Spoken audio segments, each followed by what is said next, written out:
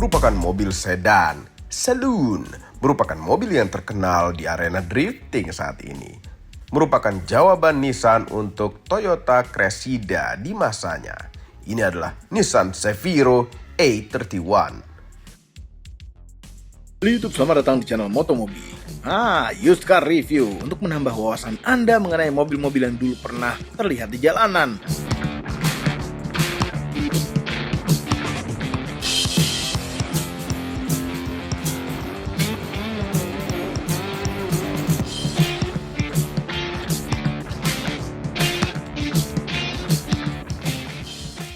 Mobil yang menjadi legenda otomotif di Indonesia. Walaupun umurnya hanya sebentar saja, namun Zafiro merupakan nama yang melekat di kalangan drifter di Indonesia. Nissan Zafiro di dunia mempunyai silsilah hingga 3 generasi saja sampai tahun 2004. Dan suksesornya dilanjutkan oleh Nissan Teana. Generasi pertama Nissan Zafiro lahir di tahun 1988 dengan kode bodi A31. Nah, ini adalah Nissan Zafiro yang kami review ini. Punya basis dari Skyline R32. Bahkan transmisi dan bagian kaki-kaki belakangnya diambil dari Skyline. Sedangkan perkakian depan menggunakan Nissan Silvia.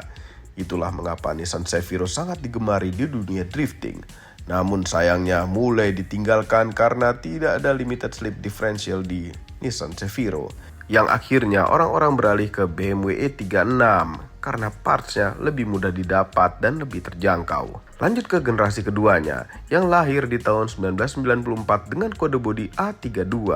Yes, mirip dengan sebuah Infiniti i30 bila di Indonesia. Di zaman ini Nissan Zafiro merupakan nama yang dikhususkan untuk nama sedan Nissan yang dijual di Jepang saja atau JDM. Tapi nyatanya Nissan Zafiro ini di rebadge juga. Ini mungkin Nissan yang terasa gatel juga ingin jualan lebih.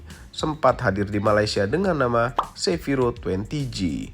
Nissan Zafiro versi Taiwan yang bentuknya berbeda. Dan Samsung juga sempat merebadge Zafiro ini dengan nama Samsung. Yes, mobil Samsung SM5. Generasi ketiga Nissan Zafiro berlanjut di tahun 1998 dengan kode A33. Sempat terlihat di Indonesia juga, mungkin ini untuk uji coba pasar Indonesia, dengan nama Nissan Maxima atau Infiniti juga. Namun ternyata tidak sukses merebut hati orang Indonesia. Selain bentuknya tidak lebih bagus dari Honda Accord atau Toyota Camry, juga lebih mahal dari mobil-mobil yang sekelasnya. Dari semua generasi Nissan Zafiro memang inilah yang paling menarik, yang generasi pertamanya. Reviewnya akan dilanjutkan oleh Mamang Used Car, Mamang Ican. Silakan. Nissan Zafiro keluar di tahun 88 sampai tahun 94, mengalami facelift sekali di tahun 92, dan ini kepunyaannya Om Sony. Ini adalah Zafiro yang saya lihat paling rapi, dan ini udah tahu di mana kan? Tempatnya Auto Driver. Yes, ini adalah Zafiro-nya, keren, mulus, rapi sekali, dan ini menjadi rival abadinya. Dulu Nissan sama Toyota sampai ke tahun 80-an masih perang dingin juga. Rival sejatinya adalah Toyota Cressida.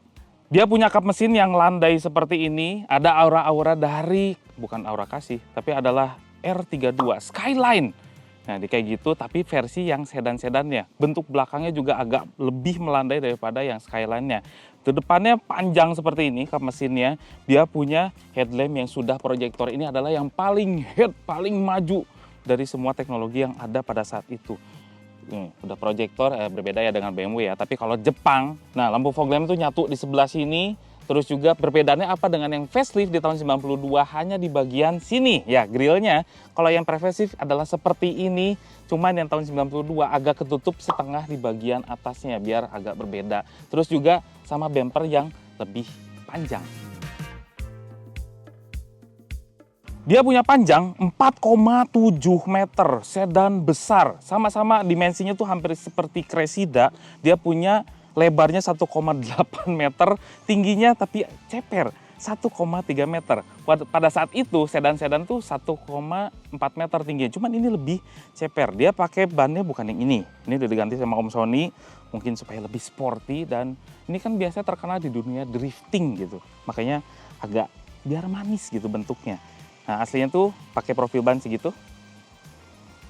Dan dia panjang sekali, ininya panjang, belakangnya juga panjang. Ini tingkat kelandaiannya hampir mirip-mirip seperti coupe belakangnya. Cuman yang coupe panjang. Kalau sekarang tuh sudah terkenal dengan yang namanya CLS, kalau di Mercy kayak gitu kan. Terus juga uniknya di bagian belakang juga ada wiper. Nah ini mengapa? Coupe itu biasanya kalau pas ngebut-ngebutan kaca belakang pasti selalu kotor. Makanya ini sedan ada wipernya juga. Di tahun 90-an juga ada tuh yang pakai wiper seperti ini. Apa ya? Saya lupa. Kacanya gede-gede, ada frame berwarna chrome. Di sini juga ada kaca toonge untuk penumpangnya dan ini ada logo yang sangat, nah ini melegenda sekali, Cefiro. Terus nggak kayak Audi gitu ya, 4 gitu ya ngejejer cincinnya gitu, cuman 2 aja. Terus di sini cuman C sebelah sini. Ini unik sekali nih, Cefiro artinya.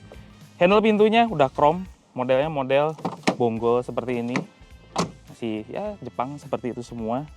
Ada tambahan daging sebelah sini, dikit sekali nih supaya nggak kebentur ke tembok. Dan ini nggak ada yang ditemplok-templokin kayak zaman sekarang tuh supaya lebih gede, muscle itu ditemplok-templokin. Ini nggak, ini bener-bener body ke bawahnya.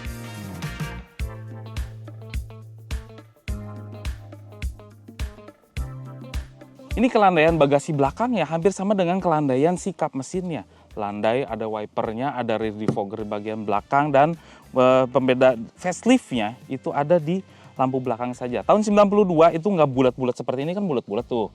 Tapi yang tahun 92 itu kayak lebih simpel, di sini lampu atretnya, di sini lampu remnya. Ini nggak ada lagi nih yang ke sini, si lampu sennya. Terus juga ini masih tetap sama, bempernya juga sedikit lebih panjang daripada yang pre-facelift seperti ini. Nah, bagasinya itu bisa 2 cara, dari sebelah jok driver atau nyumput. Ada di sini nih, tinggal buka. Keren. Tahun 90-an tuh, tahun 80-an, 90-an kayak gini. Buka. Ini balikin lagi, takut rusak. Nah, ini mulus banget ini mobil. Nih, bagasinya itu dalam. Itu dalam kenapa? Karena untuk ban serepnya ditaruh di sebelah sini. Ini unik nih. Biasanya kalau sedan-sedan ditaruh di bawah, di lantai, tapi ini malah di pinggir. Jadi makanya dia dalam sekali, dan untuk kelegaan bagasinya sih bisa dibilang nggak terlalu lega-lega amat seperti Cressida atau Toyota. Cuman ya, ini unik aja sih, ban serep ditaruh di sini. Dan ini tinggi sekali ininya. Jadi nggak ada celokan di sini. Biasanya ikut keangkat, tapi ini hanya segini saja. Duh, mulusnya.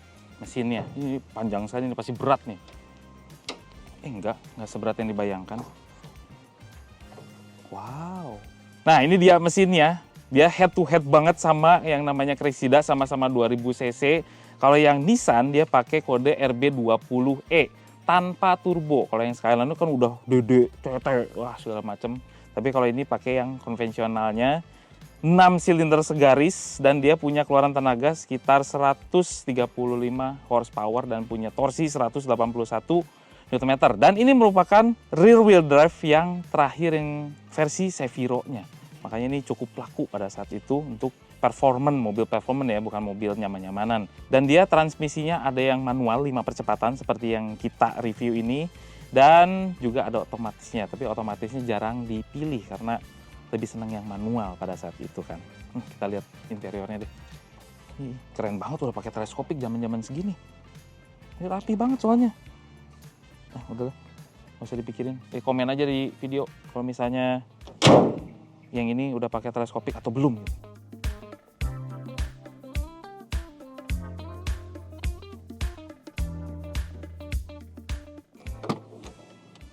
Aduh, ini rapihnya. Nah, trim pintunya tuh ada paduan dari fabric seperti ini, kayak bahan-bahan karpet ya, bukan fabric biasa. Terus juga di sini empuk semua, tidak ada side pocket di bagian trim pintu. Masuk deh, ini kayak sofa.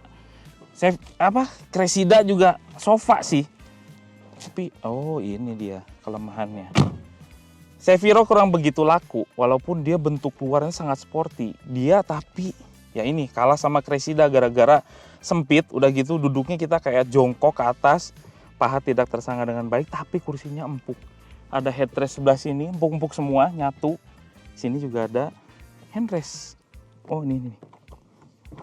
Oh ada akses ke bagasi langsung nih. Gede lagi. Biasanya kan cuman cukup untuk ngambil minuman doang, tapi ini gede banget nih lubangnya. Ya tahun 80-an, 90-an cup holder kurang begitu dikenal, tapi di sini ada pocket-pocketan seperti ini nih. Dan di belakangnya itu ada speaker. Ya, di trim pintu nggak ada speaker, tapi di belakangnya ada. Ini lupa saya. Ya lumayan lah. Cuman ini aduh, nggak deh, tersiksa kalau di belakang pakai Seviro. Enaknya nyetir. Nah, pintunya, nah sama senada dengan yang di belakang. Speakernya ada di trim pintu dan ada side pocket untuk naruh-naruh, ini masih bisa lah ya. Kopeah gitu ya sebelah sini kalau zaman dulu. Central lock, dan ini adalah yang paling lengkap pada zamannya. Sampai ke retractable, sampai electric mirror pun ada di Nissan Seviro. Sampai ke kursi-kursinya itu lengkap semua. Ada head adjustable yang mau belakangnya aja, mau depannya aja, dan bisa senderin ya, bisa di sliding juga. Cuman masih manual di sini. Masuk aja nih, kayaknya enak nih duduknya. Tuh kan, sporty banget. Duduknya enak, joknya enak, side supportnya enak, ada lumbar supportnya juga di sebelah sini. Aduh, lengkap. Dan ini uniknya, yang ini berbeda dengan yang kursi si penumpangnya. Karena yang penumpangnya dia dapat privilege seperti ini nih. Ini sandarannya. Bisa kebagi dua gini ya. Ini hebat sekali. Ini mungkin bisa cari di itu, di tukang itu tuh. Kampakan. Ini kursinya enak banget nih kayaknya. Buat yang tapi nggak dapat sih kita. Nih di bagian tengahnya, konsol tengahnya tuh kain juga tuh sama kayak gini. Jadi kalau kita tangannya sering kotor, sayang banget dipegang-pegang. Sini ada tempat penyimpanan lagi. Sini ada tempat penyimpanan, tapi di sini ada dummy. Tombol-tombol apa nggak tahu. Sini juga ada tempat penyimpanan. Sini persnelengnya, handbrake-nya. Pas gitu. Ini kalau buat drifting, makanya dia laku banget buat drifting karena enak banget nih megang-megang handbrake-nya. What the Aduh, suaranya itu. Saya nyalain. Nah, ini juga pengaturan AC-nya juga lengkap sampai ke bagian bawah kaki juga, sampai ke front defogger juga. Pengaturan temperaturnya digeser-geser sampai ke heater, dan ini gesernya tuh bukan kaku gitu ya, jadi maksudnya halus gitu tuh. Jadi bisa semau gue gitu. Seviro dipencet-pencet lagi modelnya. Kayak digital gitu. Sirkulasi dari luar ke dalam juga ada. Nah, di bawahnya ada head unit single din pada saat itu juga. Ini kalau di push ada apa ini? Nggak boleh dibuka nih. Sakral banget kayaknya. Ya. Nggak bisa. Di sini juga ada asbak. Ada buat nyalain koreknya, buat nyalain rokok kalau zaman dulu, tapi sekarang udah difungsikan menjadi power socket ya, 12 volt. Nah, sini ada glove box-nya, dan ini nggak bisa dibuka sama Om Sony karena ada barang-barang yang sangat pribadi. Jadi ini, tapi kelihatannya dulu saya pernah lihat itu agak kecil kalau untuk Seviro ya. Atasnya, soft touch semua. Sampai ke sebelah sini juga soft touch semua. Kisi AC-nya ada 4, simpel aja. Cuman yang sebelah driver ini adalah kisi AC yang terkecil yang pernah saya lihat nih. Bentuknya tuh nggak kotak, tapi kecil banget. Yang lain itu gede-gede. Terus ini ada hazardnya, ada rear defogger. Di sini juga ada, ini dia. Seviro itu hebatnya, suspensinya bisa diatur mau keras mau lembut. Nah, diaturnya itu dari sini. Kebetulan yang punya Om Sony udah diganti kalau over, tapi kalau aslinya itu bisa mau keras atau mau lembut itu dari sini. Terus di sini ada pengaturan wiper belakang. Di sini ada tempat koin, dan di sini ada pengaturan electric mirror. Oke, pengaturan sein-nya ya seperti biasa di sebelah kanan, sebelah sini untuk pengaturan wipernya juga, dan ini setirnya sudah diganti, aslinya berbalut kulit. Ini supaya lebih dekat ke kita dan lebih enak manuvernya. Terus dia punya ini sebetulnya ada pengaturannya, pengaturan untuk tilt steeringnya aja. Cuman ini kayaknya udah keras banget. Bisa. Ini karena dia pakai setir kayak gini sih, kayaknya. Makanya dimatiin sama dia. Dah. Ada pengaturan tilt steeringnya di bagian sini. Apa lagi ya? Ini gue bahas. Atasnya. Kita lihat sebelah sini. Ini lucu banget ya bentuknya ya. Tuh kayak gitu tuh. Tapi nggak ada lampunya. Dia langsung ke sini naplok. Dan dia sistemnya ada kayak kunci gitu ya di sini. Jadi bukan asal begini aja, tapi dia ada tuh. Dia di-push dulu harusnya. Terus bisa langsung. Lucu juga nih. Lampu kabin. Nah, ini untuk pengaturan ini. Night and day. Ini AC-nya dingin. Langsung aja lah.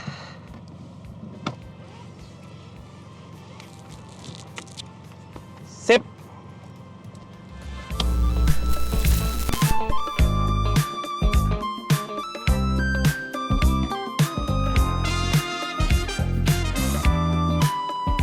Sekarang kita nyobain yang namanya Seviro di tol langsung nih. Ini mobil performance, mobil yang berbeda dengan Cressida. Cressida itu untuk nyaman-nyamanan, tenaganya tidak semenggelegar ini. Ini tuh lebih handlingnya lebih sharp, lebih gampang, lebih gesit dan mudah dipakai. Apalagi suara mesinnya, aduh. Ini udah dipakein knalpot yang berbeda gitu ya, jadi lebih merdu lagi suaranya, jadi lebih edik untuk dibawa-bawa. Nyetirnya lebih enak posisinya, lebih agak rebah ke bawah, kaki lebih selonjoran, visibilitas kalau di tahun 80-90 udah pasti enak-enak semua, ke depan, mau ke samping, mau ke belakang, itu gede-gede semua. Surprisingly ini mobilnya panjang, gede, tapi kalau kita berada di dalam tuh kayak mobil yang berasa compact gitu. Ini Seviro namanya. Ini saya ngebayangin kalau barunya tuh seperti apa enaknya Seviro. Kita pol ya. Tenaganya.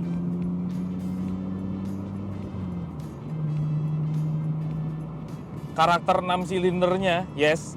Dari torsi bawah itu udah bisa ngejambak deng gitu ya. Padet banget tenaganya. Sampai ke RPM kira-kira di 5.000-an itu masih ada gitu tenaganya. Napasnya tuh panjang. Apalagi ditambah dengan transmisi 5 speed yang rasionya juga panjang-panjang. Jadi ini 80 km per jam itu kerasa kayak pelan gitu loh. Ini indikator bahwa mobil ini tuh enak. Mobil yang enak tuh biasanya gitu. Yang cepat, cuman kerasanya kayak lambat kalau di dalam. Ini Seviro salah satunya. Kok jadi pengen? Udah gitu, satisfyingnya ini masih rear wheel drive. Yes. Buat drifting oke. Ini karena udah dirubah juga suspensinya jadi coil over. Jadi saya nggak bisa ceritain suspensi aslinya tuh kayak gimana. Jadi katanya ini bisa diempukin, bisa dikerasin juga. Dampernya tuh bisa dirubah-rubah. Jadi perlu diketahui juga suspensinya atau kaki-kakinya, transmisinya itu pakai Skyline. Yang di belakang sama transmisi ini pakai Skyline. Yang depannya itu kaki-kaki Silvia. Jadi makanya mobil ini tuh jadi di kalangan drifter tuh jadi terkenal itu gara-gara bisa di plug and play gitu.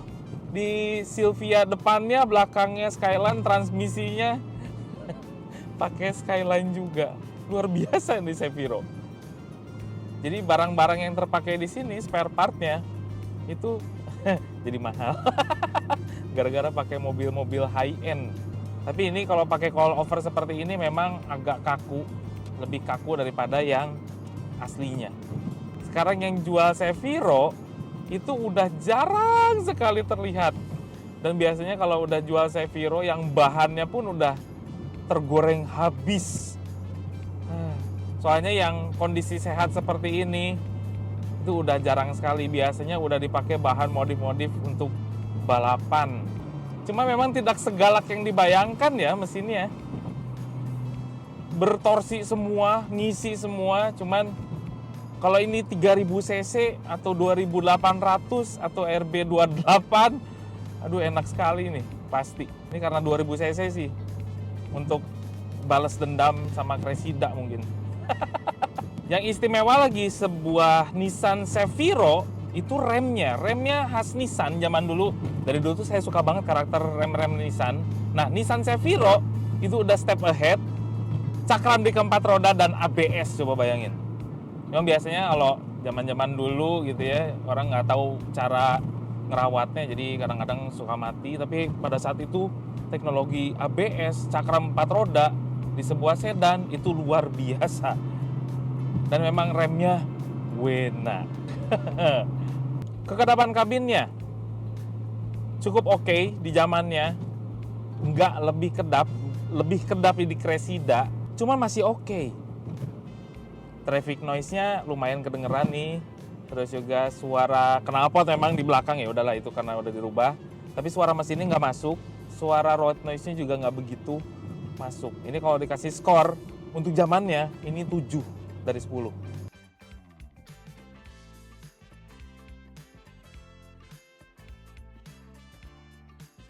Overall, mengenai Nissan Cefiro, luar biasa. Banyak teknologi dan fitur-fitur canggih yang belum terfikirkan oleh sedan buatan Jepang lainnya.